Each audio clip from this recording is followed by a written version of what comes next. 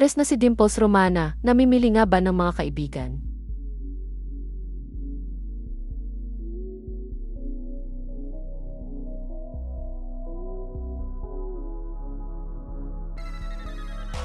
Present ang aktres na si Dimples Romana sa red carpet premiere at media conference ng pelikulang The Caretakers na ginanap sa Cinema 3 ng The Block, SM North EDSA noong February 24, 2025.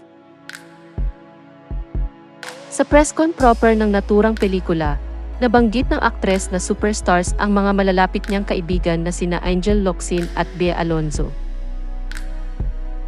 Sinabi rin niya na nadagdagan ang superstar sa hanay ng mga kaibigan niya sa katauhan ni Iza Calzado, na co-star niya sa naturang pelikula. Kaya naman tinanong siya kung namimili nga ba siya ng mga kaibigan. Ayon sa aktres, hindi raw siya picky bilang tao at wala naman daw siyang luxury na mamili. Dagdag pa niya, may blessing lang na lahat ng mga superstars na naging kaibigan niya ay magkakaibigan pa rin sila hanggang ngayon. Anya, hindi ako picky bilang tao. Wala naman akong luxury na mamili dahil kung may luxury ako mamili, pwede siguro yun. Pero may blessing lang na lahat ng mga superstars na naging kaibigan ko, hanggang ngayon magkakaibigan pa rin kami.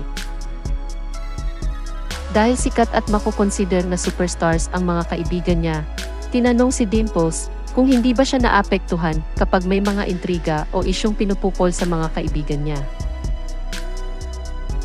Sagot ng aktres, basta okay naman sila, wala namang problema yun.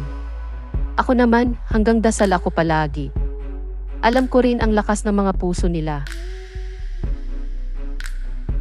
Sinabi rin niya na sa palagay niya ay hindi na rin kailangang pag-usapan pa ang pribadong buhay nila. Dagdag pa ng aktres, ang mahalaga sa kanya ay nananatili silang malakas at masaya, at nananatiling very much happy rin sila sa mga buhay na pinili nila.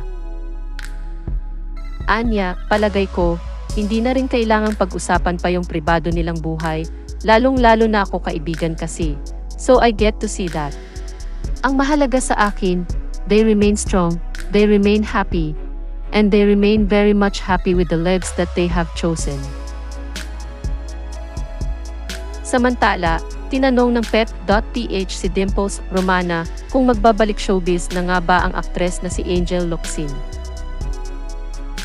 Hindi kasi aktibo sa showbiz si Angel at bihirang mag-post sa social media, kaya si Dimples ang madalas nahihinga ng updates tungkol sa mga kaganapan kay Angel.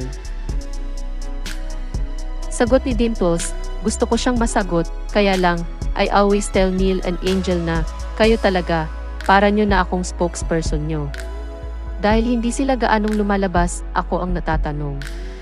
Pero ako naman kasi, with whatever life they have chosen, with Neil and Angel, I support. Wala ako sa posisyon talaga para makapagkwento. Showing na sa mga sinehan ang pelikulang The Caretakers.